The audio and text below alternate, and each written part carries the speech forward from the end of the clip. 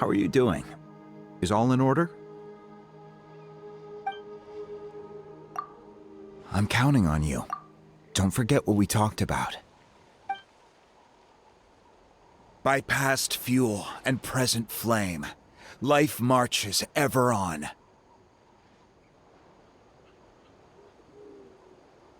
My brothers and sisters, the time has come to light the fire once again, and let the Turnfire night shine bright in Hoytzitlan.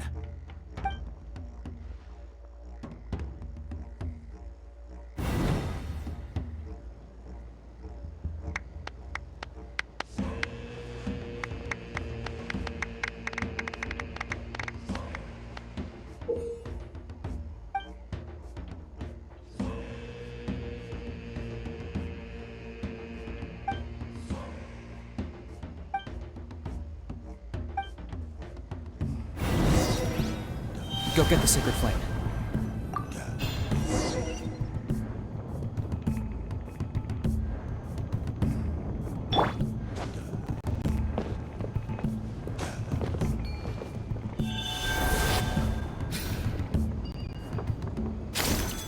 Nicely done.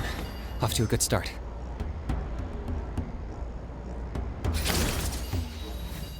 Great stuff.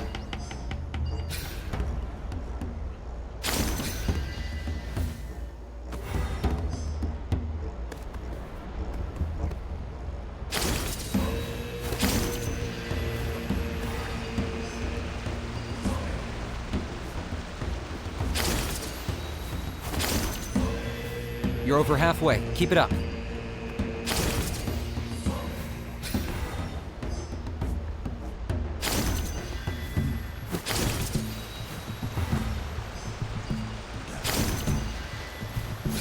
Impressive.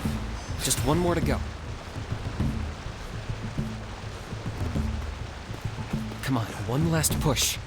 The final sacred flame pillar is up ahead.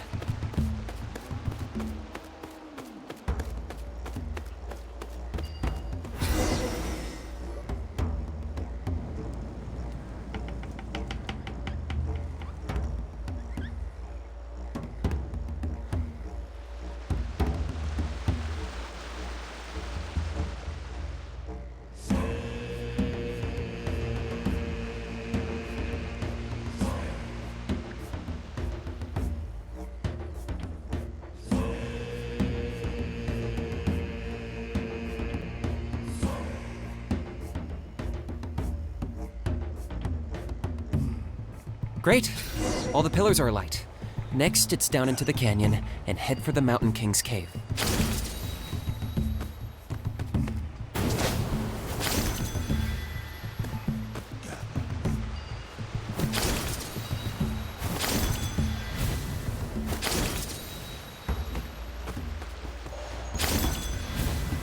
Almost there. The cave is just up ahead.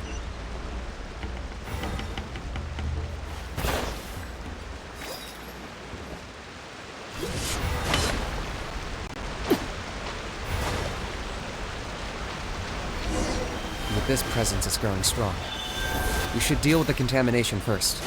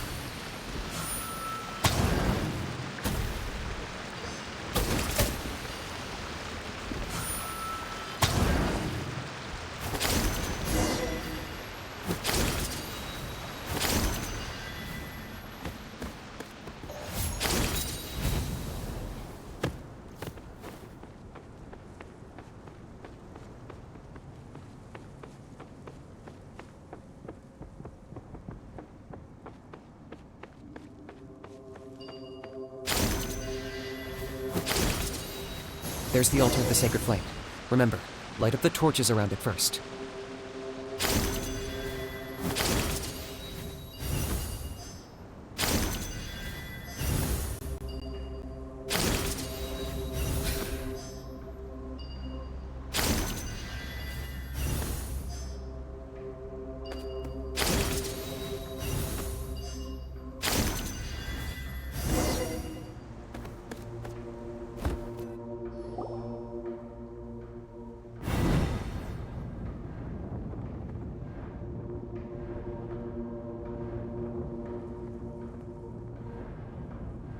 Woohoo! We've lit up the final altar!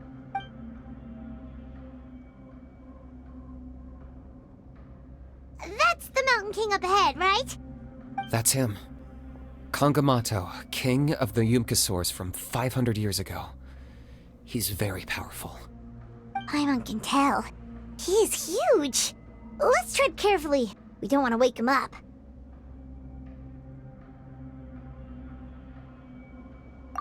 You've made it at last. You did even better than I expected. Traveler, now comes the final and most important step of the ceremony. Please use the power of the sacred flame to cleanse the Mountain King of abyssal filth. There's no need this time.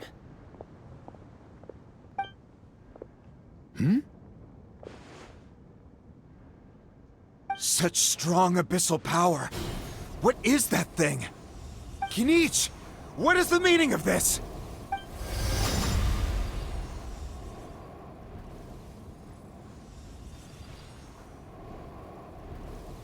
Is that a beastly rift?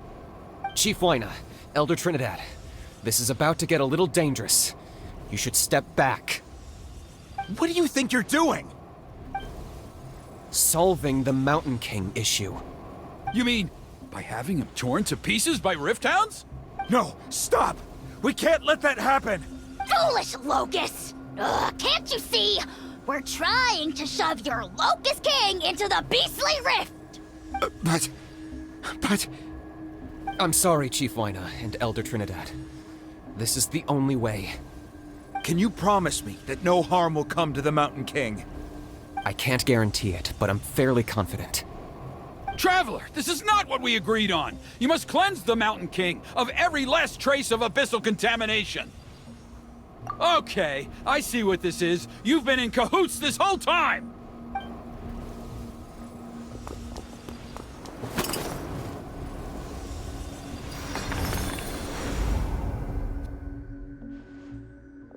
Ugh, you imbecile! What have you done? Oh no! The device is destroyed! You forced my hand. I had no choice. Elder Trinidad! What are you doing?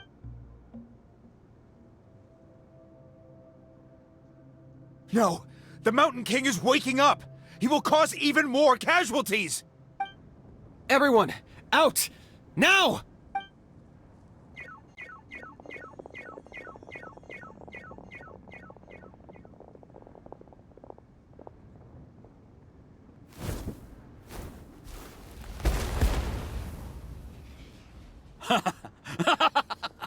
Oh, it seems there's only one way to awaken you all from your willful blindness. More sacrifices must be made.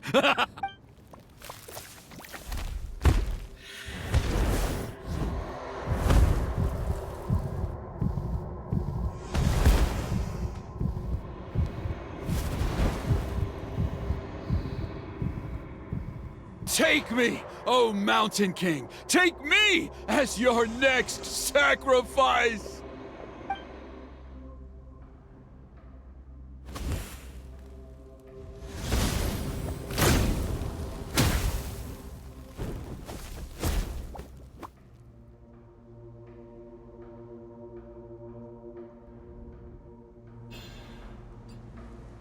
Everyone's still outside. We have to keep the Mountain King here. Give me a hand.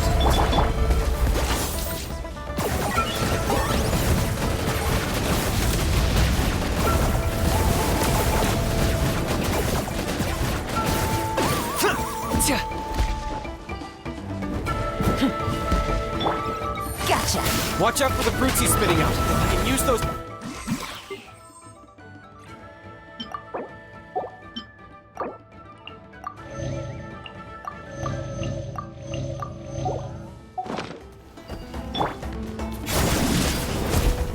Yeah, that's it! Overruled! I got him cornered!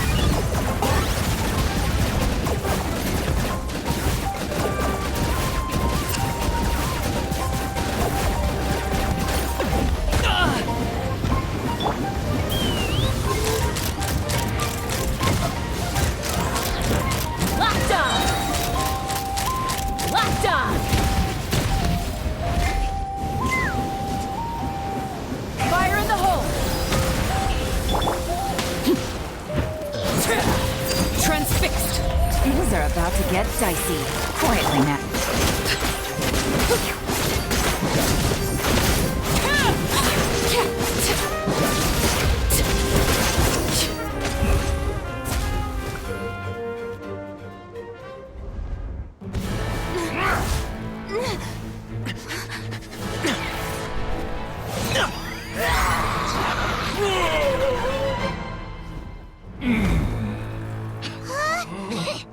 What do we do? We can't open the rift!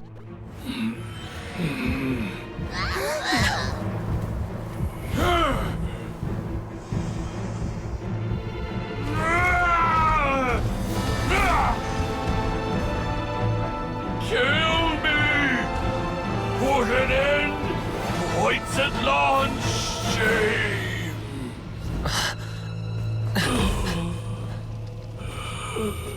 By past fuel and present flame, life marches ever on. Oh, Burkina, I must atone.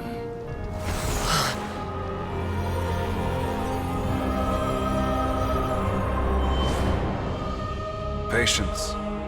We will answer to the fire for all our deeds. Even if one day I fall behind, never look back. Keep moving forward, as we are now.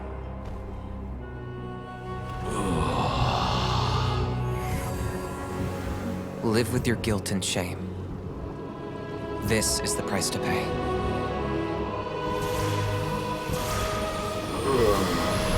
Heir to the Turnfire, please use my ruined vessel to train the heroes of the future. The will of Kangamato will march ever on, till the abyss is stamped out.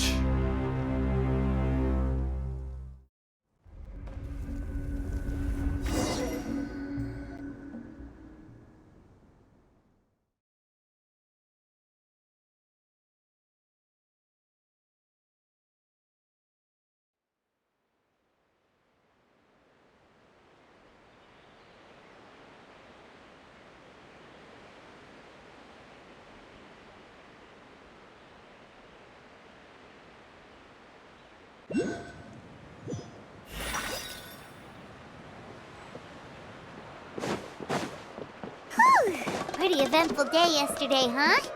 Paimon wonders how things are doing now. Let's go ask the chief! Traveler, you've come at just the right time. I have some good news for you. Trinidad's condition is stabilized.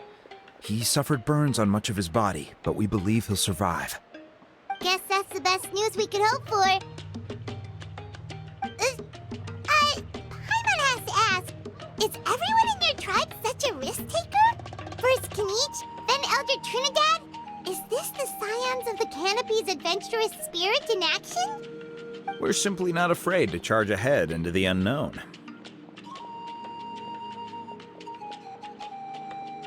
He's fine. Don't worry. He's gone to check on the Mountain King.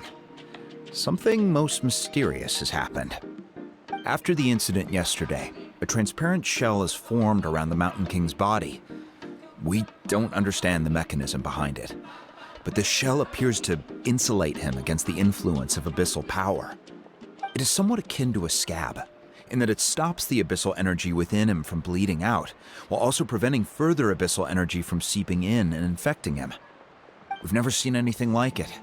The tribe's most senior elders believe it was caused when he was burned by the sacred flame, similar to the way burned wood becomes charcoal. I think their theory makes sense. After all, we've never thrown the Mountain King directly into the sacred flame before. Wow. So it's made a barrier against abyssal energy? That's a good thing, right? It's practically a miracle from what we've seen of it so far. It means that the Mountain King's level of abyssal energy is now stable. No longer will we need to perform an annual cleansing ceremony. Wow, that's amazing!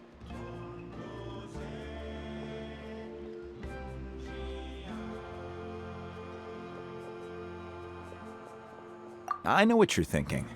The young people in the tribe are already speculating that yesterday's ceremony was a Turnfire night like none other in our history. Because you and Canich, you summoned the very flame that appears in our ancient legends. A great transparent ball of fire. And that fire is what saved the Mountain King. Whoa, so that was the real Turnfire? I may be the chief of this tribe, but I've only ever known the Turnfire as a concept in our legends. I cannot answer that question. If anyone can answer it, I suspect it would be the bearer of the Malipo name. He is in the Mountain King's cave as we speak. Ah, so Canich then. Why don't we go see how he's doing?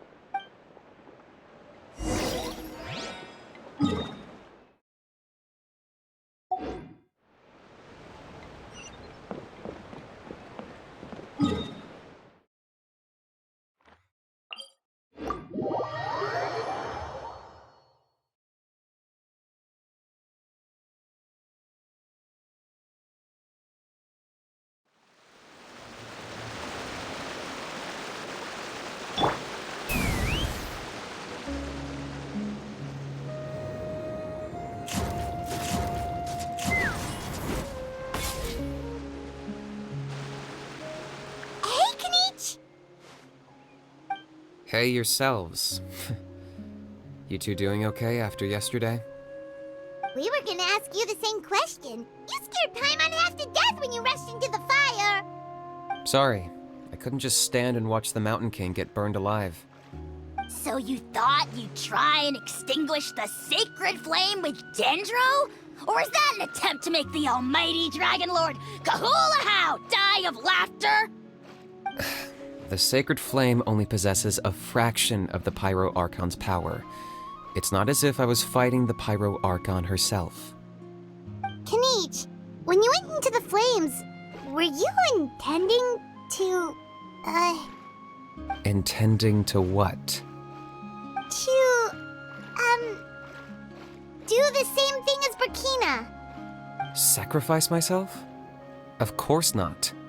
My focus was on keeping the Mountain King alive, not on what it would cost. But now I'm curious. What made you think I was going to sacrifice myself? Well, because everyone's saying the Turnfire is what saved the king last night. And Ponche's theory was that summoning the Turnfire is a tit-for-tat exchange, right? So, Paimon thought you decided to pay for it with your life. So you've heard that rumor too. I'm afraid I can't say for sure. What happened yesterday was a first for me too. Well, even if you don't know, there's probably no one in the world who does. What I would say is, if that really was the power of the Turnfire, I'd sooner believe that the Mountain King summoned it himself. The Mountain King? Then, what price did he pay? The core meaning of price is not atonement or compensation, but what you're willing to give up in order to obtain what you want. It's easy to die for your sins. Much harder to live with the guilt and keep on going. In the end, the Mountain King chose the latter option. For Burkina and for the tribe. That's the price he paid. Alright, so how is the Mountain King doing now? Health-wise, there's nothing to worry about. He'll enter a fighting stance whenever we set foot in his territory. But his attacks are gentler now and not as crazed as before. Like he said yesterday, he just intends to be a sparring partner for people to practice with. Yeah, I tried communicating with him again, but he didn't respond. We dare say that Locust King has well and truly lost its mind. The lights are on, but nobody is home. Its body remains fighting fit thanks to the perverse power of the Abyss, but time has been less kind to its soul. It was ground to a pulp long ago. But we saw him come back to his senses yesterday. That was merely one last burst of brain activity before it croaked. As you humans would say, it went out with a bang. Oh, come on! Stop being such a doomer. Paimon bets the Mountain King has finally let go of the tragedies of the past now, and is focusing on moving forward. That's why he doesn't have time to chat with us. He's too busy thinking about the future. Well, at least it means my fellow tribespeople can move forward now, too. Thank you for your help, Traveler. I owe you one.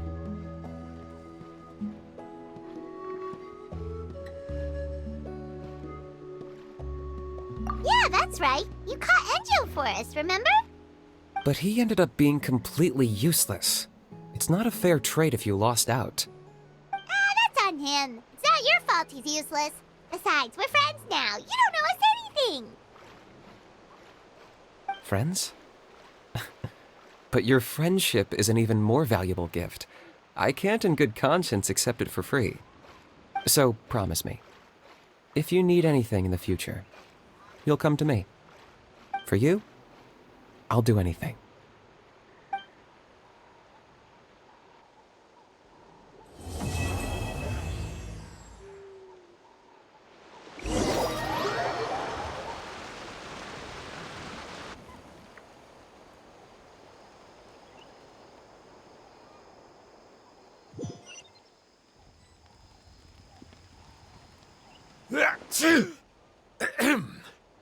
So, in the end, only poor little Huni got the sad ending?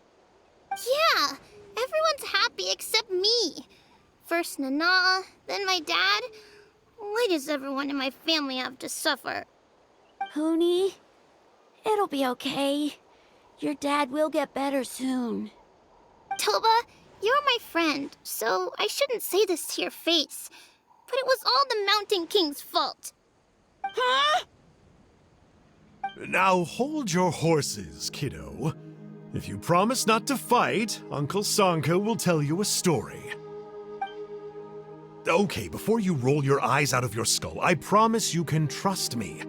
I almost got my eyebrows burned off by the turnfire after last time. That's why I came back, to make it up to you.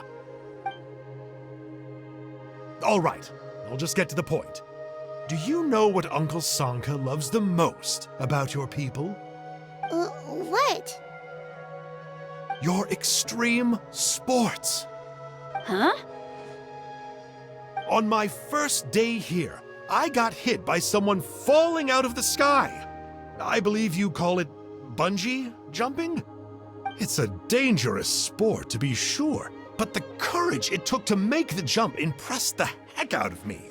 So, I introduced myself to the jumper, we made friends, and I even helped treat her wounds. Oh, such a nice friend. Of course. Anyway, the good times didn't last, because I got captured by a powerful foe, so we had to part ways for a while. In the hands of the enemy, I was scorned, scolded, and nearly given away as a gift. Oh, it was so humiliating. A horrible experience to look back on. Why does Uncle Sanka always have to suffer, I thought. So I feel your pain, Huni. I was in the same position. But in the end, I made it through, and I left all of those painful memories in the past. I even managed to reunite with my friend. Is that it? The moral of the story is to look forward in life, right? Yeah, we've heard that one millions of times. Sorry, Uncle Sanka, but you're not cut out to be a teacher. Very smart, Huni, but not quite smart enough. What I'm trying to tell you is that after I reunited with my friend, I found her injuries were all healed, but she really missed her family. So, I thought you might like to see her too.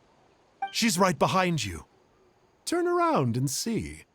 Another trick about not turning back? I'm not falling for that one again. Huh?